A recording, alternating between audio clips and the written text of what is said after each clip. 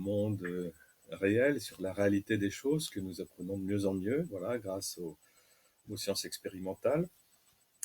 Alors, nous avançons là depuis la dernière fois dans une nouvelle direction qui n'est plus directement la direction qu'ont permis les sciences de l'expérience, physique, chimie, biologie, etc., mais une nouvelle forme de connaissance des civilisations de l'Antiquité ou des grands courants philosophiques et religieux. C'est la question euh, qu'est-ce que une nouveauté ou qu'est-ce qu'une pratique dans une civilisation donnée peut apporter comme amélioration à l'ensemble du monde. Est-ce qu'il y a eu des revirements, est-ce qu'il y a eu des choix qui ont permis d'améliorer la vie des gens tout simplement dans un plus grand respect de l'individualité, de la vie humaine, etc. Alors, pour symboliser ça métaphoriquement, hein, vous savez qu'on avait notre tiroir là de ce côté des opinions, des croyances, de l'autre côté le tiroir des réponses, qui est construit grâce au progrès des sciences expérimentales qui nous apprennent à connaître le réel et à travers ce réel, eh bien, la vérité, savoir qui disait vrai ou qui se trompait sur sa manière de se représenter le monde, de se représenter le réel. Entre ces deux tiroirs, au milieu, nous avons bien sûr un tiroir des hypothèses, de la recherche, des idées proposées, et les choses ne sortent pas de ce tiroir tant qu'elles ne sont pas soit validées, soit invalidées. C'est un peu le principe de Popper, hein, qu'on connaît, qui demande qu'on puisse vraiment vérifier, valider avant de dire quelque chose est scientifique. Alors, les théories, les croyances, les interprétations sont de ce côté, dans le premier tiroir. Elles peuvent transiter par le tiroir de la recherche. Voilà, quelle est la forme de la Terre? On va étudier ça. Et puis, si elles réussissent, si on réussit à faire valider une recherche, si on a enfin la réponse, eh bien, ça passe dans le tiroir des réponses. Voilà. Et c'est grâce à ce tiroir des réponses que nous pouvons maintenant confronter tout ce qui a été dit. Et au bout de 18-19 épisodes, nous avons pu constater que les Hébreux bibliques, suivis d'Aristote, sont très loin en avance par rapport aux autres compréhensions du monde, aux autres représentations du monde qui sont en lien avec tel ou tel grand courant de philosophie ou de religion. Hein, les Hébreux nous ont interpellés d'abord en nous disant que le soleil n'est pas éternel. Ils étaient absolument les seuls de toute l'histoire de l'humanité à le dire dans l'Antiquité, 1000 ans, 2000 ans, enfin au moins 500 ans avant Jésus-Christ, hein, dans leurs écrits. Ils nous ont dit aussi que l'univers lui-même n'est pas éternel, il a un commencement, il a une fin. Il se retrouvait confronté là surtout aux grands philosophes grecs, hein, qui étaient convaincus que l'univers est éternel dans le passé, dans le futur. C'est seulement en 1965 que le Big Bang a été confirmé. Avant, le chanoine Lemaître, qui était un de ces chercheurs, ne voulait pas qu'on en parle. Il avait demandé au pape de ne pas en parler parce que ce n'était pas validé. Depuis que ça a été validé du vivant de Lemaître, eh bien, il me semble que je pense qu'il a dû dire au pape, enfin j'en sais rien, hein, mais je pense qu'il a dû dire, bah maintenant, vous voyez, vous pouvez en parler puisque c'est une confirmation. Il se trouve en effet que le récit de création des Hébreux est confirmé par le réel et nous savons qui a dit vrai sur ce sujet. Ce ne sont pas les philosophes grecs, platoniciens ou autres ou épicuriens, démocritéens qui ont dit vrai, puisqu'eux disaient l'univers est éternel. Aujourd'hui, nous avons constaté il a une histoire, il a une genèse, il a un commencement, et manifestement, il aura une fin d'après les plus grands astrophysiciens. Bon. Le dernier tiroir, c'est celui qui n'est pas du tout des sciences expérimentales, mais de l'humanitaire, l'humanisant, l'humanisme, je ne sais pas comment appeler ça. Et nous avons constaté que voilà, il s'est passé un grand changement dans l'histoire de l'humanité. C'est la décision par un début de civilisation, on va dire, par une nouvelle approche du monde, une nouvelle interprétation du monde, la décision d'interrompre, d'abolir une pratique extrêmement ancienne dans certains peuples, plus récente pour d'autres, pas forcément partagée par tous les peuples de la Terre, mais au moins une grande partie, qui est la pratique tout simplement des sacrifices humains. Alors les sacrifices humains qui se traduit soit par le sacrifice des premiers-nés, soit qui se traduit par le sacrifice voilà, de jeunes filles, de bébés, de prisonniers de guerre, d'esclaves, pratiques en vue de plaire aux dieux au pluriel et voilà, de récupérer leur bonne grâce. Nous savons que, par exemple, les Aztèques sont vraisemblablement le peuple qui a le plus longtemps fait des pratiques de sacrifice humain en vue d'un objectif très précis, que le soleil se lève le lendemain. Voyez, donc, on peut dire que jusqu'à 1492 et après, 1500 et quelques, on a pu constater que les sacrificateurs aztèques sacrifiaient à tour de bras des prisonniers de guerre ou des gens, bref, en espérant que ça allait aider le soleil à revenir le lendemain matin. Et ce qu'on appelle donc une fausse croyance, et même une fausse croyance criminelle. Je crois que là, tout le monde sera d'accord. Alors, quelle est cette civilisation qui a, venant d'une tradition sacrificielle, a décidé d'arrêter les sacrifices humains? Il fallait quelque chose de fort, hein, d'important. Eh bien, nous constatons, et ça, n'importe qui peut le vérifier, une fois de plus, hein, tout cela est absolument vérifiable. Et d'ailleurs, ce sont des indices et pas des preuves. Hein. Donc, si un de ces indices venait à s'effondrer parce que vraiment on a trouvé mieux depuis, écoutez, il y en a pas mal autour qui continuent de nous faire constater que les Hébreux restent en tête, hein, même si jamais ils s'étaient trompés sur un point qui m'avait échappé, etc. Alors,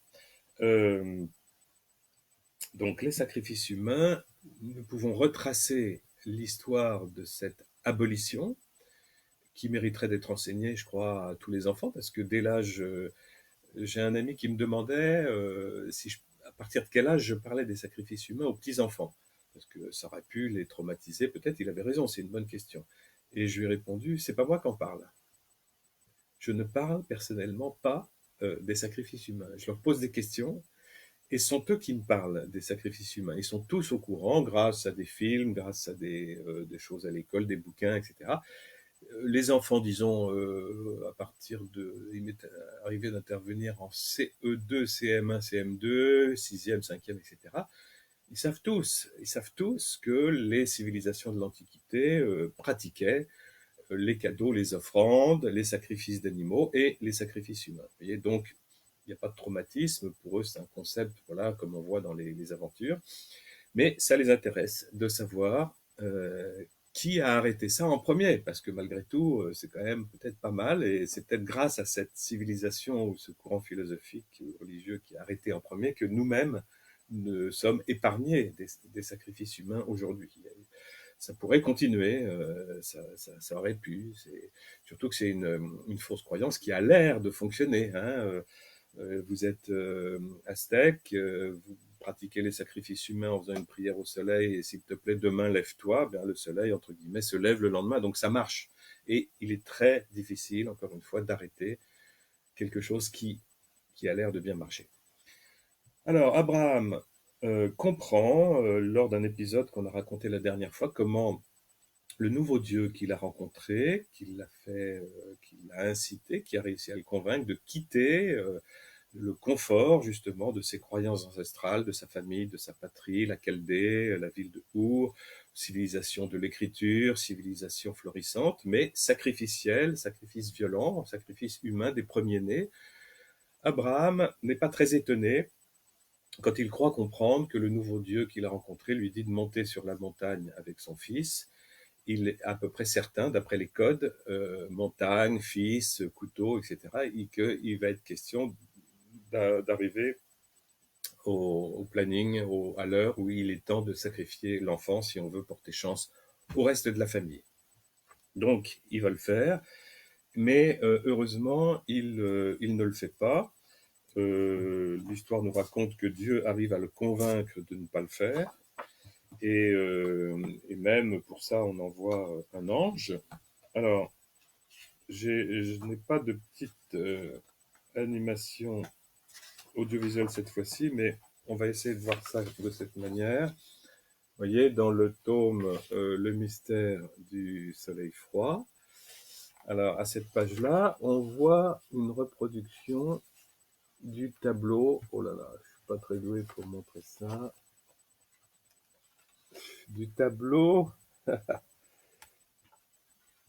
avec, voilà, Abraham, son fils, la ligature d'Isaac.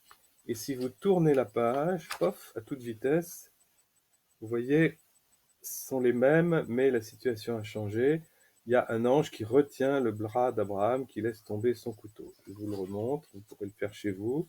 Hop, hop, hop, on dirait un dessin animé, un flipbook. Voilà, bon, c'est pas très brillant.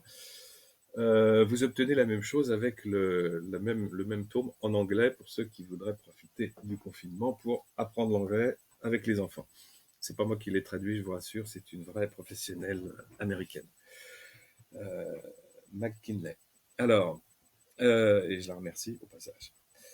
Alors, donc Abraham a compris que ce Dieu-là détestait purement et simplement les sacrifices humains, que jamais, jamais, jamais il n'y en aura dans cette alliance que Dieu commence à nouer avec Abraham et les siens, et qu'il sera le père d'un grand peuple, etc., pour la foi qu'il a eue. Alors, on peut penser que la foi d'Abraham, on a toujours dit que c'était le fait de ne pas hésiter à tuer son fils. Personnellement, et pardon, là je vous donne mon avis personnel dans mon tiroir des opinions, je crois bien que la foi d'Abraham se situe surtout sur le fait d'avoir accepté de ne pas sacrifier son fils, parce qu'il est beaucoup plus difficile, il est beaucoup plus difficile de sortir d'une vieille fausse croyance sacrificielle qui était la sienne, qui était celle de ses aïeux, ses ancêtres, etc., de la Chaldée depuis des centaines et peut-être des milliers d'années. Il est beaucoup plus difficile, il est beaucoup plus digne d'abandonner une fausse croyance criminelle que d'obtempérer à du divin qui vous demande, comme on a toujours fait, de sacrifier votre fils, qui est une vieille tradition religieuse, et même il vaut peut-être mieux faire attention de bien sacrifier parce que c'est comme l'horoscope ou autre, ça pourrait devenir dangereux si on ne fait pas ce que les dieux sont habitués à vous demander. C'est très dangereux. Vous voyez, donc personnellement, hein, dans mon tiroir des opinions, des interprétations, j'aurais plutôt tendance à penser de très très loin que la foi d'Abraham, qui est vantée par Jésus ou par Paul ou je ne sais plus qui, la foi d'Abraham, ce n'est pas d'avoir été prêt à sacrifier son fils, mais d'avoir été prêt à renoncer à le sacrifier comme on a toujours fait. Et d'ailleurs, il me semble que Dieu le bénit par la suite justement de ça. Et alors, qu'est-ce qui s'est passé à la place? Abraham, qui est prophète, avait répondu à son fils à un moment donné, bah, Dieu pourvoira pour le sacrifice. Et effectivement, Abraham trouve un bélier dont les cornes sont prises dans un buisson, il va le chercher et il remplace, il substitue le sacrifice humain par un sacrifice d'animal. Voilà. Alors, c'est un acte fondateur, hein, c'est encore plus fort que Romulus et Rémus, vous voyez, ou d'autres récits de fondation. Il me semble que là, nous avons quelque chose de fondateur, d'une alliance exceptionnelle, que aucun dieu sacrificiel n'a jamais demandé à un peuple sacrificiel, c'est d'abandonner, d'arrêter de croire que les sacrifices humains vont nous porter chance, d'arrêter de croire que les sacrifices humains sont une forme de magie.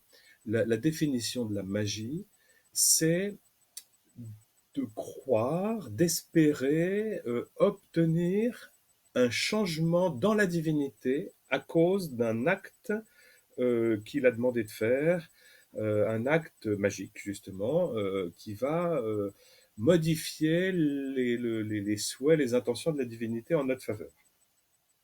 Bon, vous voyez que là, même la prière donc justement biblique, la prière hébraïque, les psaumes, etc., ne cherchent pas à modifier Dieu. Je crois qu'ils comprennent progressivement tout se fait évidemment toujours par étapes. On comprend que progressivement, la prière chrétienne, tout ça n'est pas fait pour modifier les intentions de Dieu, mais plus modifier moi, ma réception à tout cela, me changer moi et pas essayer de changer Dieu. Bon, enfin ça, voilà, ça peut se discuter, c'est encore dans le tiroir des opinions, ce sont des théologies ou des philosophies qui ne sont pas mesurables par les sciences. En tout cas, voilà, les Hébreux, grâce au non-sacrifice d'Abraham, d'ailleurs nous appelons ça le sacrifice d'Abraham, nos pères juifs disent la ligature d'Yitzhak. Hein, ce récit s'appelle le récit de la ligature d'Yitzhak ou du non-sacrifice d'Abraham, justement. Mais tellement c'est fondateur. À partir de cet événement, qui est daté d'environ 1800 ans, peut-être avant Jésus-Christ, grosso modo, normalement, plus jamais, dans la descendance d'Abraham, il ne devrait y avoir de sacrifice humain. Mais nous constatons, en lisant les textes bibliques, qu'il a pu y avoir certaines rechutes, et nous allons voir que les prophètes, en fait, vont courageusement se remonter les manches et vont courageusement monter au créneau pour rappeler cette exigence absolue du Dieu d'Israël vis-à-vis d'Abraham et de sa descendance à jamais, plus jamais, plus jamais de sacrifices humains chez toi. Alors on peut les remplacer par des sacrifices d'animaux provisoirement. Un jour, les sacrifices d'animaux seront dépassés. Pourquoi est-ce qu'on les substitue provisoirement? En se rappelant de ce qu'a fait Abraham avec le bélier, mais aussi parce que, vous savez, un paquebot, on ne peut pas lui faire un virage à 90 degrés en 3 minutes. Il faut plusieurs étapes, ça va prendre un certain temps. C'est pas comme un vélo. Bon, eh bien, c'est un peu pareil là. Quand vous êtes habitué à des sacrifices humains, il faut du temps, il faut des substituts, il faut les sacrifices d'animaux pour que progressivement on apprenne par la pédagogie de Dieu à travers les prophètes que Dieu se moque un peu des sacrifices d'animaux aussi, qu'au contraire, les sacrifices d'animaux même ressemblent un peu trop aux sacrifices des païens qui justement s'imaginent que le fait de tuer un animal et de l'offrir à des dieux va obtenir le pardon des péchés, les bonnes grâces du Dieu, la bonne étoile. Vous voyez, on n'est pas loin des pratiques magiques. Or, justement, parmi les 613 mitzvot, 613 observances de la Torah, eh bien, autour de la Torah, eh bien, il y en a beaucoup qui étaient liés à des gestes magiques. On peut se demander pourquoi il est écrit « tu ne feras pas cuire le veau, le petit veau, dans le lait de sa mère ». Pourquoi ne pas mélanger viande et produits lactés? Ça peut paraître curieux. Alors c'est vrai qu'il y a des mitzvot qui sont juste faits pour apprendre la confiance, etc. Mais là, on sait maintenant, nous savons maintenant que le fait de faire cuire le veau dans le lait de sa mère était une pratique magique des Cananéens ou des Babyloniens, je ne me rappelle plus, c'est un peu pareil. Et que, en demandant de ne pas le faire, eh bien, le créateur d'Israël, le Dieu unique, par la voix des prophètes, invite son peuple à se détacher de ces pratiques magiques qui sont en fait, en réalité, qui peuvent être monstrueuses. Ça peut aller jusqu'au de nouveau au sacrifice des petits bébés dans des gueules de feu. Vous voyez ce que va être tenté de faire Israël à un moment donné quand il sera à Babylone. Bon.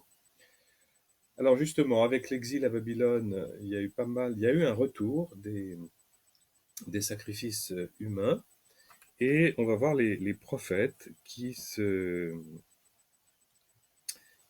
s'en défendent ou qui veulent protéger le peuple de cela. Alors, c'est Jérémie. Dans Jérémie 7, 21, vous pourrez le relire, on pense que ce texte dont le prophète Jérémie, qui est antérieur à Ézéchiel, nous dit qu'il a écrit au début du règne de Jéhoïakim. Et donc, on pense que c'est autour des années 609. Autour des années 609 avant Jésus-Christ, bien sûr. Voici ce que écrit Jérémie. Ainsi parle Adonai des armées, le Dieu d'Israël, vos holocaustes, ajoutez-les. entassez-les sur vos sacrifices, et mangez la chair des bêtes sacrifiées, autant que vous voulez, car je n'ai pas parlé à vos pères, et je ne leur ai pas donné d'ordre au jour où je les ai fait sortir du pays d'Égypte, au sujet de l'holocauste et du sacrifice. Car c'est cette parole-ci que je leur ai commandée, deux points. Écoutez ma voix, et je serai pour vous Dieu, et vous, vous serez pour moi un peuple, et vous marcherez dans toute la voie que je vous commanderai, afin que ce soit bon pour vous. Vous voyez, ce qui est important, c'est je n'ai pas parlé à vos pères au sujet de sacrifices et, et de voilà de tout ça. Il y a le psaume 50 qui lui aussi va critiquer les sacrifices d'animaux.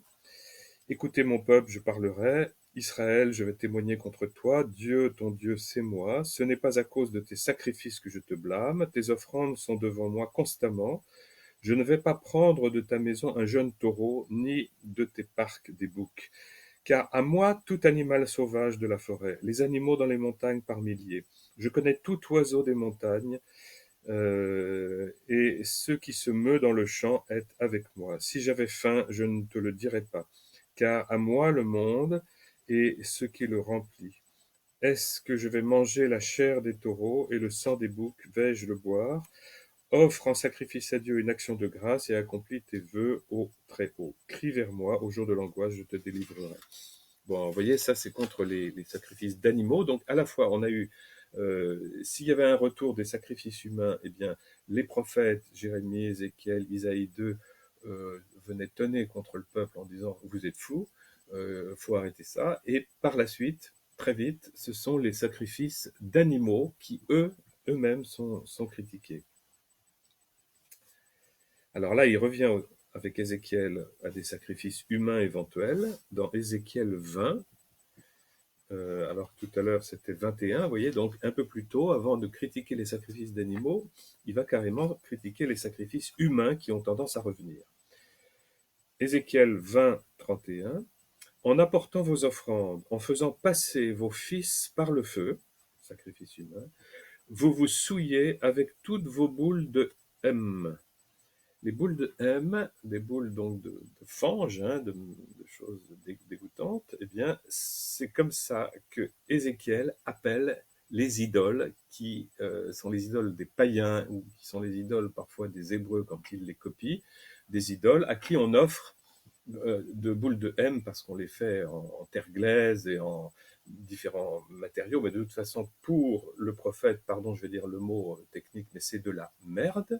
Hein, les idoles sont faites en boules de merde, c'est la vraie traduction. Il faudra demander à vos professeurs. Hein, ça, c'est celle de Tresmontant qui est vraiment très très compétent là-dedans. Eh bien, vous vous souillez avec vos boules de merde, les idoles, jusqu'à ce jour. Et moi, je me laisserai scruter par vous, maison d'Israël. Vivant, moi je suis, oracle du Seigneur Adonai, et je me laisse consulter par vous. Bon. Donc il y a là une invitation à faire très très attention, d'éviter le retour au paganisme, parce que c'est ça qui pend au nez du peuple en reprenant ces pratiques monstrueuses. Alors vous voyez, les prophètes sont courageux d'aller dire ça. Il est vrai qu'il y avait, on retrouve, vous aurez des gens qui vous diront attention, oui, vous dites que les prophètes ont arrêté les sacrifices humains, mais on voit dans Exode des invitations, des ordres pour aller sacrifier. Alors, il faut que je le retrouve, voilà. Exode 22-28, on lit. Le premier-né de tes fils, tu me le donneras, ainsi tu feras pour ton bœuf et pour ton petit bétail. 7 jours, il sera avec sa mère. Le 8e jour, non seulement il sera sevré, mais tu me le donneras. Autrement dit, donc c'est pas seulement le bétail, hein, c'est le premier-né de tes fils, tu me le donneras. Un peu plus haut, Exode 13, il parla, le Seigneur, à Moïse, en disant, consacre-moi tout premier-né qui fend la matrice parmi les fils d'Israël, parmi l'homme, Adam, c'est-à-dire Adam, c'est-à-dire qu'il s'agisse de l'homme, et parmi le bétail, il est à moi. Vous voyez, tout premier-né, Exode 13, tout premier-né, Vekol Bekor Adam, parmi tes fils, tu le rachèteras. Alors, mais on peut penser que le fait de pouvoir racheter l'enfant et de ne pas le sacrifier, c'est une rectification ultérieure, car la plus ancienne législation était celle du sacrifice du premier-né de l'homme et du premier-né de la bête. Donc vous voyez, on a l'impression avec ces textes que c'est Dieu lui-même qui demande les sacrifices humains, mais c'est justement ces textes-là que critique Jérémie, que nous avons lu en premier, qui dit, en fait, Dieu ne vous a jamais demandé ça. Et puis Ézéchiel, qui arrive un peu plus tard, qui dira, oui, c'est peut-être Dieu qui vous l'a demandé, mais c'était pour vous faire réfléchir, et en réalité, Dieu ne veut pas ça. Bon. Et de fait, les prophètes ont réussi à éradiquer de nouveau les sacrifices humains, hein, mais souvent au prix de pas mal d'ennuis, hein, courageusement, bref, vis-à-vis du roi, vis-à-vis du peuple, ils ont réussi. Et là où ça a été plus difficile, ça a été de faire interdire, comme on l'a lu, les sacrifices d'animaux. Et de fait, 500 ans plus tard, quand on arrive à l'époque du Christ, eh bien, ils n'ont pas réussi, les prophètes. Ils se sont trouvés en face de la caste sacerdotale au temple qui vivait des sacrifices d'animaux et ils n'ont pas réussi à faire arrêter les sacrifices d'animaux. Ils ont eu beau essayer, dire que Dieu, ce qu'il voulait, c'était pas, par exemple, c'était pas les sacrifices extérieurs, mais c'était soi-même de changer. Ou, vous savez, cette phrase-là dont j'ai bêtement, j'ai pas j'ai pas la référence, mais on peut la trouver facilement. La connaissance de Dieu vaut mieux que tous les sacrifices et tous les holocaustes. Vous voyez, il y a pas mal de textes qui vont dans le même sens. Hein.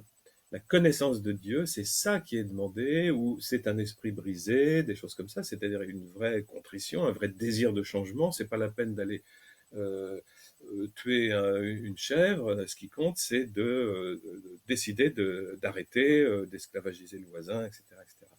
Bon, alors.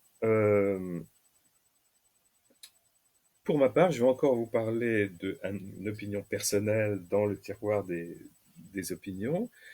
Je comprends mieux avec ça pourquoi nous lisons au début de l'évangile de Jean une telle colère chez Jésus, chez Yeshua HaMashiach, Jésus le Messie, le Christ. Je comprends mieux pourquoi il y a une telle colère au temple de Jérusalem. Alors, très souvent, on nous explique que, ah bah oui, c'est normal, il y avait de l'argent, c'est pour ça qu'il dit, je ne faites pas de la maison de mon père une maison de commerce, et tout l'argent. Bon, c'est vrai, je crois que Jésus va jamais encourager l'enrichissement à partir de démarches religieuses. Hein. On est bien d'accord que certainement. Mais il me semble que ça va beaucoup plus loin que le simple fait de monnayer des choses au temple. Parce que quand on y réfléchit, d'où vient le fait qu'il y a de la monnaie, qui vient de l'argent, il y a de l'argent au temple et que ça circule beaucoup? Eh bien, tout simplement du fait que c'est venu progressivement, je crois, parce que il semble qu'au début, les gens viennent pour les fêtes des montées, viennent à Jérusalem pour Pessah, pour Shavuot, pour les fêtes, pour Sukkot, et ils montent à Jérusalem, et ils montent à Jérusalem donc pour faire des sacrifices au temple. Et donc ils arrivent avec leurs animaux, leur petit bétail, des chèvres, des moutons, peut-être un taureau, si on a vraiment un bœuf, etc. Et puis c'est confié aux sacrificateurs, aux prêtres qui vont les sacrifier. Et les holocaustes, les sacrifices, etc. Puis progressivement, évidemment, on voit que c'est quand même un peu lourd de venir de loin, du bout de la Galilée, avec des animaux comme ça, en plusieurs étapes, il faut les nourrir, faut trouver des logements, etc. Et donc, il y a une proposition commerciale qui consiste à dire, ben, nous avons à Jérusalem les animaux qu'il vous faut, les poules, les canards, les moutons, les brebis, les béliers, les boucs et tout ça. Et donc, eh bien, vous nous les achèterez sur place et ça vous évitera de vous trimballer pendant plusieurs jours avec eux depuis chez vous. Bon, alors évidemment, c'est une proposition intéressante. Il y a peut-être un petit bénéfice sûrement dessus. Bon, Et c'est pour ça qu'il y a de l'argent. Et l'argent du temple, d'ailleurs, n'est pas le même que celui de l'État, parce que d'abord, on fonctionne avec l'occupation romaine et donc avec des pièces romaines à l'effigie de Jules César. Et au temple, il n'est pas question de faire circuler des effigies humaines parce que c'est considéré comme idolâtrique. Donc au temple, avant, il y a des changeurs. C'est pour ça que dans le passage de Jean, on nous explique qu'il y a des changeurs qui changent la monnaie romaine en monnaie du temple, qui, elle, n'a aucune effigie. Je crois qu'elle est plate. Enfin, il n'y a pas d'effigie du tout dessus. Et c'est cette monnaie-là qui va servir pour acheter les bœufs. Bon, mais pourquoi est-ce que Jésus se met tant en colère? C'est pas à cause enfin, bien sûr, ça pourrait être à cause du fait que certains font du profit là-dessus, que si les grands prêtres sont corrompus, bah, ils vont en faire encore plus, etc. Mais il me semble que là, Jésus fait plutôt référence au fait que depuis 500 ans, Jérémie, Ézéchiel, Isaïe 2, ces grands prophètes, qui sont certainement les auteurs du début du livre de la Genèse, le récit de création, ça pourrait très bien être eux, eh bien, ces grands prophètes qui ont demandé qu'on arrête les sacrifices d'animaux pour une meilleure pédagogie de la relation avec Dieu unique, eh bien, ces grands prophètes n'ont pas été écoutés, n'ont pas été pris en considération par les autorités, les gens du temple, ceux qui font un profit de tout ça. Et je pense que c'est pour ça qu'il fait une telle fâcherie, vous voyez. Et c'est une colère qui est très forte parce que c'est pas seulement pour défendre les prophètes, mais c'est tout simplement parce que ça veut dire que si on n'a pas écouté Jérémie, Ézéchiel, Isaïe, ça veut dire qu'on n'a pas écouté ce que demandait le Dieu unique, le Dieu d'Israël, le Père de Jésus-Christ, hein. Comme il s'appelle lui-même le Fils de l'homme, on va appeler lui Fils de Dieu, bref, on en parlera de tout ça, mais il n'a pas été écouté. Et alors, quel est le dommage? Quel est le problème qu'on ne l'ait pas écouté? Parfois, ça met du temps à comprendre ce qu'il demandait. Et là, c'est pas une question de compréhension. On a très bien compris, mais simplement, ah, mais non, mais c'est la tradition, les sacrifices d'animaux, vous comprenez, nos grands-parents le faisaient, c'est la tradition. Et Abraham a osé quitter les traditions de ses parents, et là, on a des gens qui sont enquistés dans les traditions qui sont presque idolâtrées. Il ne faut rien changer, il ne faut pas changer la religion, etc. Alors que les prophètes qui avaient été reconnus, Ézéchiel, Jérémie, Isaïe, parlaient vraiment de la part d'Adonai, de la part de Dieu. Et Jésus est en train de leur dire, oui, ce qui est dommageable, c'est que le peuple, lui, eh bien, vous le trompez de cette façon. Vous lui laissez croire que des sacrifices d'animaux vont obtenir le pardon de ceci, le pardon de cela, des choses. Vous lui laissez croire, en fait, que le Dieu d'Israël est comparable aux dieux païens qui, eux, sont sacrificiels jusqu'à des sacrifices humains, etc. Vous lui laissez croire ça, que le sang des animaux lui plaît, que la violence sacrificielle lui plaît, que ce soit la violence sacrificielle contre les animaux ou contre des humains autrefois, vous laissez croire aux pauvres gens que ça plaît à Dieu. Et donc vous donnez de Dieu une idée absolument ignoble. Vous voyez, je ne sais pas si c'est ça que Jésus a voulu dire, mais personnellement, il me semble que ça pourrait, que c'est tout à fait plausible. Mais enfin, je le maintiens dans mon tiroir des opinions ou de la recherche au milieu, si des gens ont envie de réagir par rapport à ça. Mais sincèrement, quand on voit que justement Dieu dit à d'autres moments, ce qui compte, ce n'est pas la circoncision physique, mais la circoncision du cœur. C'est ça qui compte. Et le cœur, qu'est-ce que c'est? Le cœur, c'est pas l'organe de l'affectivité pour les Hébreux bibliques. Le cœur, c'est le cœur intelligence, hein. C'est du cœur que viennent les pensées, hein. C'est dans le cœur que sont les pensées mauvaises ou bonnes, etc. Le cœur, c'est le centre, c'est le lieu de l'intelligence. Nos amis hébreux, à l'époque, ne voyaient pas l'intelligence dans le cerveau, ils le voyaient dans le cœur, mais pas seulement le cœur physique, mais le cœur en tant que centre. Bon, alors, voilà. Alors, on peut penser que cette grande colère de Jésus, elle se passe à cause de ça, hein, et en même temps, vous voyez, ça nous apprend quelque chose sur la colère, parce que c'est une colère maîtrisée.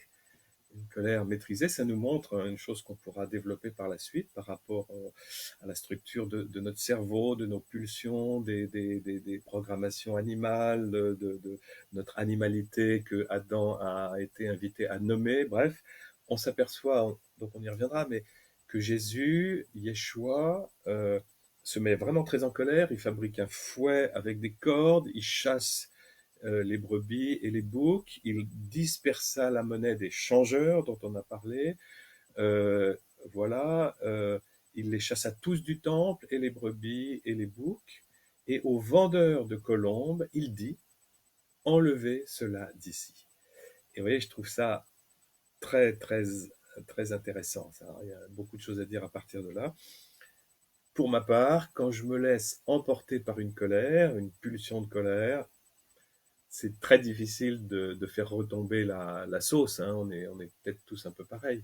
Hein. Et peut-être que si j'avais vu à la place de Jésus les cages des colombes, eh ben, emporté dans la colère, j'aurais donné des coups de pied dans les cages des colombes. Mais Jésus ne fait pas ça.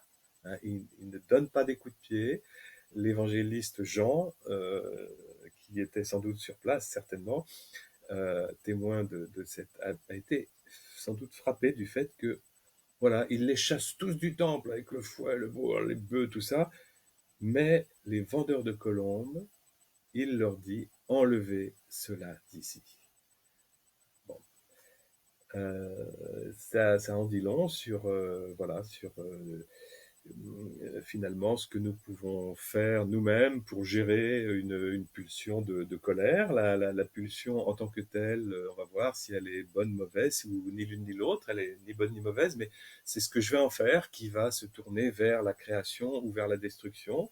Et c'est aussi ce que je vais en faire ou me laisser faire qui va faire que je vais en être esclave, me laisser emporter ad libidum, ou si je vais au contraire va garder une maîtrise comme sur un cheval qui s'emballe un peu, mais qu'on arrive à contrôler. Voilà, on aura l'occasion d'en reparler.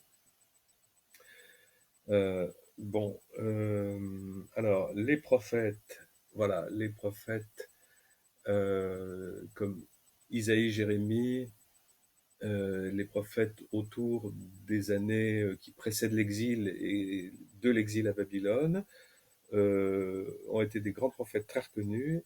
Et c'est certainement parce qu'ils ont été très reconnus qu'ils ont pu se permettre de dicter un récit de création absolument exceptionnel dans toute l'histoire de l'humanité. Hein. Alors, si vous voulez, on en relira un ou deux la prochaine fois encore. On a lu plusieurs récits de création d'autres civilisations comparables aux Hébreux de la même époque que la rédaction de la Bible, hein, 500 ans avant Jésus-Christ. Et on voit que voilà, ces récits de création sont totalement, mais totalement hors du monde. Ce sont des fictions intéressantes, plaisantes, tout ce qu'on veut, alors que les Hébreux bibliques, eux, nous donnent des récits de création étonnamment compatibles avec le réel et actuels. Bon, ils ne savent pas tout, ils ne savent pas les dates, ils ne savent pas les quantités, ils ne savent pas que l'univers a 200 milliards de galaxies, ils n'en ont pas besoin, mais quand il s'agit de savoir si l'univers a un commencement ou pas, ce qui va changer complètement la structure physique de l'univers selon ce qu'on va attribuer à cette valeur-là, eh bien, ils savent que l'univers a un commencement, ils savent que le soleil a un commencement, qu'il s'éteindra, ils savent que l'univers lui-même est provisoire, qu'il passera, ils savent que la mort physique n'est pas, comment dire, la mort physique est naturelle. Ils constatent la mort des animaux, ben, voilà, et d'ailleurs, même un François d'Assise osera écrire par la suite, plus tard, beaucoup plus tard, plus de 1000 ans plus tard, euh, en parlant de la mort physique, notre sœur, la mort naturelle. Voilà. La mort n'est pas une prostituée, n'est pas une punition, non, c'est notre sœur, la mort naturelle, comme il y a notre frère soleil, notre sœur la pluie, etc., nos frères les oiseaux. Notre sœur, la mort naturelle. Ça fait réfléchir à ce qu'on nous a tellement dit que la mort était une punition depuis Adam et Ève. Euh, non, c'est certainement, on confond avec la mort, la mort spirituelle, hein, puisqu'il y a deux sortes de morts pour les Hébreux, comme pour d'ailleurs beaucoup de monde aujourd'hui, mais eux l'ont déjà signifié dans leur texte. Jésus lui-même le résume très très bien dans cette petite phrase, laisse les morts enterrer leurs morts. Hein, dans ces trois mots, laisse les morts enterrer leurs morts, on voit bien que Jésus envisage tout à fait naturellement deux sortes de morts. Euh, les morts qu'on enterre, eh bien, évidemment, ils sont au tombeau, ils sont la pierre est roulée, enfin, voilà, ce sont des morts physiques. Et les autres, les morts qui enterrent leurs morts, c'est quoi? Ce sont des morts, des morts vivants, des gens qui ne sont pas vraiment vivants, qu'on peut appeler comme presque déjà morts, ou qui sont des morts spirituels, parce que justement, leur faute, leur crime, leur péché, les a coupés de la vie de Dieu. C'est un peu ce que dit Paul aux Éphésiens, je crois. Chers Éphésiens, je vous écris, vous qui étiez morts à cause de vos péchés. Vous étiez morts à cause de vos péchés, mais je vous écris. Donc, c'est que vous pouvez m'entendre, me lire. On n'écrit pas à des gens qui sont dans la tombe. Et donc, c'est très important. Il y a encore le fils prodigue, où on dit, Jésus raconte, ton frère, ou ton frère qui était mort, ou mon fils qui était mort, est revenu à la vie. Bon. Et tout ça nous est vraiment d'une limpidité incroyable. C'est facile à retrouver. Voilà. Alors, on va. Je me demande si j'ai pas oublié des trucs que je voulais raconter aujourd'hui, mais non, c'est surtout ça, et montrer comment voilà les sacrifices humains, le Dieu d'Israël déteste ça, et même les sacrifices d'animaux, vous voyez, parce que ça ressemble trop. Le problème, c'est que le mot sacrifice, voilà, sacrificium, je sais pas quoi, le mot sacrifice, en fait, pour les Hébreux, qui n'a rien à voir normalement, parce que sacrifice, c'est korban, c'est la racine, bon bref, c'est korban, et korban, ça veut dire se rapprocher. Bon, mais très bien. Mais effectivement, on se rapproche de Dieu avec des sacrifices de louange, des sacrifices d'action de grâce, comme on dit, c'est-à-dire passer du temps à le remercier, le louer, le prier, marcher avec lui, etc. Mais les sacrifices païens, eux, sont bien antérieurs, puisque les sacrifices païens sont sur toute la terre et sont très souvent des sacrifices humains. Bon, ces sacrifices païens, on en a tous une idée. C'est toujours, on va tuer quelque chose, quelqu'un, pour faire plaisir à Dieu, et comme ça, il changera d'attitude vis-à-vis de moi. C'est une attitude magique. Bon, eh bien, ces sacrifices païens, il est vraiment malheureux que pour traduire les attitudes des Hébreux vis-à-vis de Dieu, on a pris le même mot parce que justement, ça c'est vraiment l'insulte absolue faite au Dieu d'Israël et de Jésus-Christ, c'est de croire, de l'associer par les mots au faux Dieu païen, sacrificiel, violent. Vous voyez. Alors on l'a fait, bon, on l'a fait, mais maintenant on se trouve empêtré avec ça. Et il arrive que des gens, après une conférence, me disent, mais Jésus, quand même, je ne comprends pas ce que vous dites, parce que Jésus, c'est quand même un sacrifice humain, non, que je sache. Et c'est un sacrifice qui a plu à Dieu. Bon, alors, si vous voulez, je sais que tout le monde, beaucoup de gens pensent ça, mais si on pense ça, à ce moment-là, quelle différence entre le Dieu d'Israël et les dieux païens monstrueux qui réclament. Vous voyez, vous croyez que ça plaît à Dieu que Jésus a été massacré? S'il y a des gens qui pensent que ça plaît à Dieu que Jésus a été massacré, je sais, ils se retrouvent dans un groupe qu'on appelle le jansénisme, qui a beaucoup développé ça. Et malheureusement, il y a eu beaucoup de chrétiens ordinaires qui ont pensé que c'était certainement ça, hein, et c'est ça qui a marqué, etc. Mais voyez, encore une fois, c'est parce que le mot sacrifice, c'est le même pour les païens et pour Israël ou pour le christianisme. Il y a beaucoup de choses qui peuvent plaire à Dieu sans que pour autant ce soit d'exiger de la souffrance bon, enfin voilà, faudra creuser ça. Encore une fois, là, je vous parle de mon tiroir des opinions, mais personnellement, je trouve ça euh, très insultant pour Dieu, le Père de notre Seigneur Jésus-Christ, le Dieu d'Israël. Je trouve ça insultant qu'il puisse être assimilé à ces dieux païens qui exigent du sang, qui exigent de la souffrance, qui exigent des sacrifices pour se lever le lendemain matin ou pour nous accorder des bonnes grâces. Hein. Ça, je crois que c'est une très très sérieuse insulte. Si des gens pensent ça, moi, à leur place, je réviserais un peu mon jugement pour voir si je me trompe pas, parce que c'est important, parce que peut-être qu'ils sont en train, finalement, de construire une caricature de Dieu, une sorte de tour de Babel, avec les meilleures intentions du monde. Enfin, je sais pas. Moi, je pose la question et je me mets à la place de ceux qui disent ça.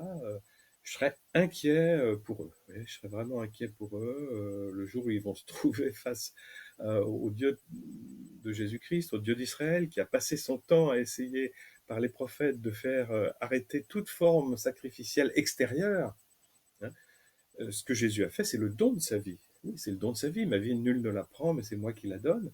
Il a fait le don de sa vie et il y a contribué intentionnellement, de même que, on verra avec un moindre degré, mais quand même sur ses pas, un Martin Luther King ou un Gandhi ou n'importe quel homme de paix, une mère Teresa, une sœur du Caire, sœur Emmanuel, qui vont donner leur vie, effectivement, au lieu d'être dans une piscine avec du jus d'orange toute la journée, ils se retrouvent avec les pauvres, les misérables, ou prêts à risquer d'être tués par un crétin raciste ou nos frères juifs qui se sont tous fait massacrer. Vous voyez, euh, il y a des dons de soi. Les dons de soi plaisent à Dieu, oui, mais sacrifice humain, il faut faire attention. Allez, désolé de tout ça, je vous embrasse et on se dit à la prochaine fois.